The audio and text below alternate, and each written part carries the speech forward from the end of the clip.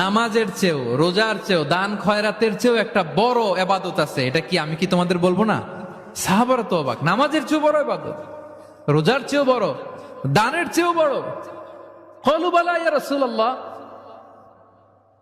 সাহাবারা বললেন, অবশ্যই হে নবী, হ্যাঁ আপনি বলেন সেটা কি? বিষ্ণু সাল্লাল্লাহু আলাইহি ওয়াসাল্লাম বললেন, ইসলাহু যাতিল বাইন, বিবাদমান দুই গ্রুপকে মাঝখান দিয়ে যে মিলিয়ে দেয়া।